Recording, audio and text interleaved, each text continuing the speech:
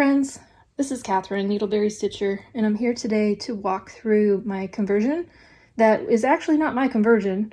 I'll start with that. It's a conversion of Cinderella from Mirabilia. The designer is Nora Corbett, and I used a conversion that was on the Facebook group Mirabilia Full Conversion. The person who started this conversion and put everything out there, her name is Amélie Leblanc, and you can still find it out there on the website, on Facebook, in the Facebook group. You can still find it. I went out this morning as of today, April 2nd, 2026, and the conversion is still out there and can be downloaded. So because it's free, I went ahead and printed out the conversion, and I'm going to put a picture of it here just so that you can see what I started with. Now, I made additional changes to this. The hard part for me to be able to document what I changed is that I kind of did it as I went. And I didn't mark down everything that I did as I went, but I'm going to try the best that I can to walk through any changes that I made from this original version of that Amélie had put out on the Facebook group. So changes that I made, I guess first I'll start with showing, here's what the original Mirabilia looked like according to the cover of the pattern. I'll put that here just so that you can see what I started with, or what the pattern calls for. And it has a kind of a French look to it. I loved it. I mean, it's really, really pretty. I've seen it stitched in person before, and I love it in person. But when I saw Amélie's conversion, I actually saw this model stitch that Amélie did. She lives in New Brunswick, Canada.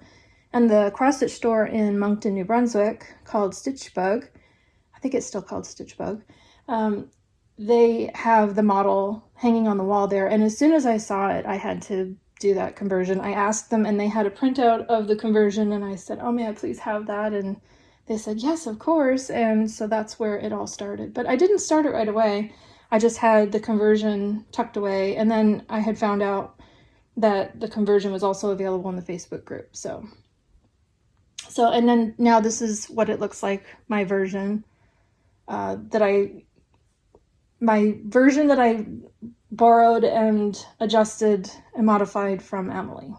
So I want to give her full credit because I did most of, or a lot of, this design based on what she did. So I'm just going to go ahead and get started because I'm not sure where to start, and this might be a little bit awkward as I go through it, but just bear with me. I'll do the best that I can. So when I first started stitching, I started with the border, and I changed the border to be a variegated, and it's a Sulky 12 weight, and the color is called Hyacinth. And I'm just looking up what the color number is. It's Sulky 12 weight Blendables. It comes on a spool, and it's 4079 Hyacinth. So that's what I used for the whole border going all the way around. And then I also used it here in the castle area because I grew up with, the Disney princesses, and the Disney castle was very colorful.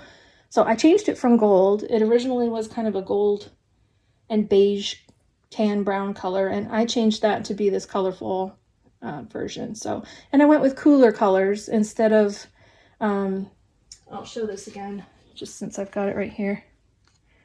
So instead of doing it's kind of got grays, and then it's also got like golds and golden colors in it. I wanted to do more of the cool tones because I thought that might look a little bit nicer with the dress being blues, and because I was going for a more colorful look. So the inner border here, which I didn't talk about, is just white. I just did a white on the inside, and then I did a gray color on the outside. I believe the gray was 3768.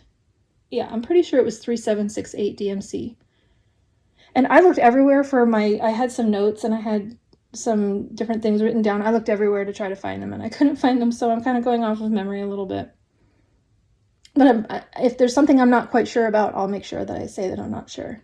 But I'm quite sure this was 3768 on the outer border and white on the inner border, and then the Hyacinth. And then on the castle, I changed these to multiple colors of gray. And I believe I used like the 413, 414, 415 colors of DMC for a lot of this. And I also, there was one area where I couldn't find a color that I needed one more shade of gray, and I believe I used 169, which is kind of a greeny, kind of a green toned, if I remember right.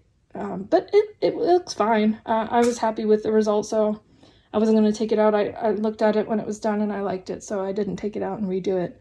There were a lot of sections of this I did take out and redo because I wasn't happy, but the castle I was really happy with.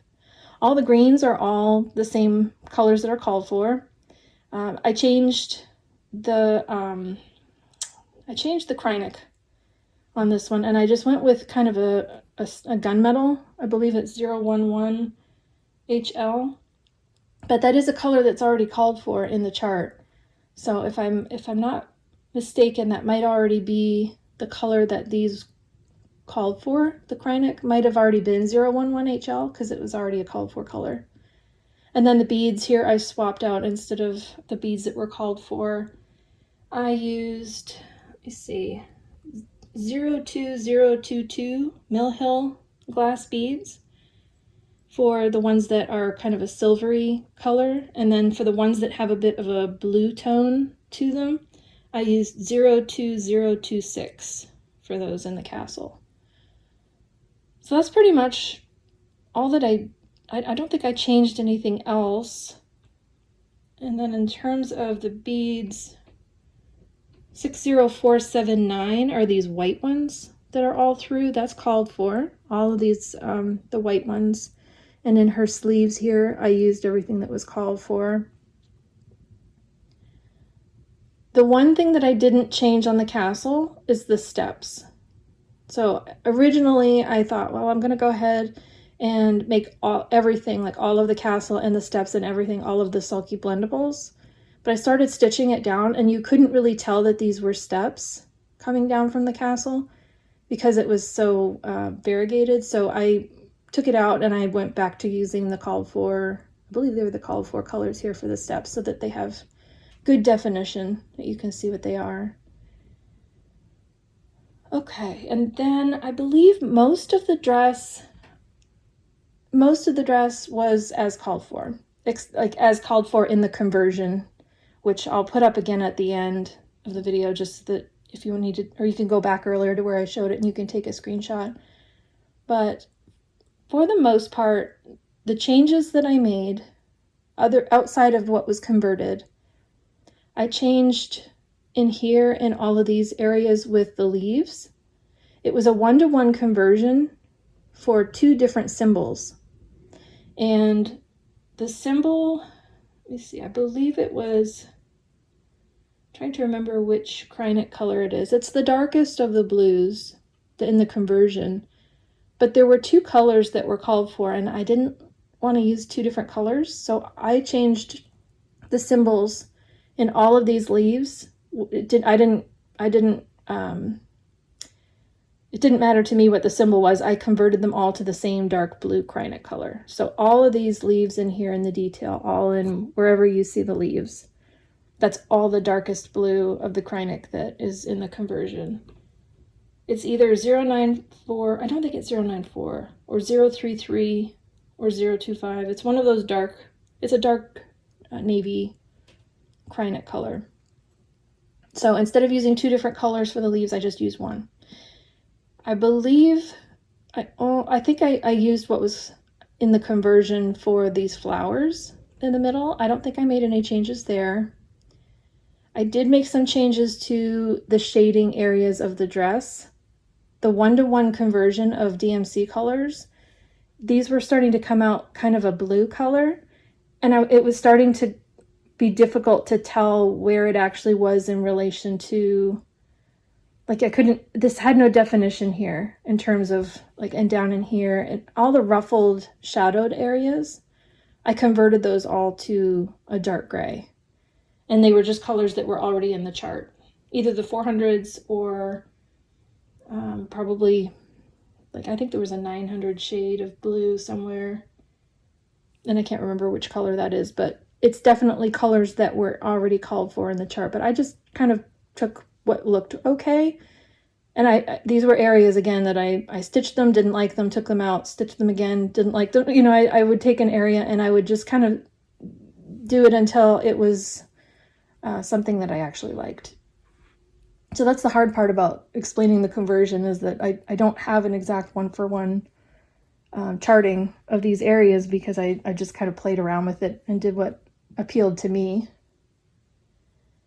And then I think the last change that I made, the beads, there's beads up in here that are all like blues and the crystal whites. Those ones I kept as in the conversion. I didn't make any changes, but the one other area that I did change fairly significant, well, I wouldn't say significantly, but the shading in this ribbon, I didn't do what was called for in the conversion chart.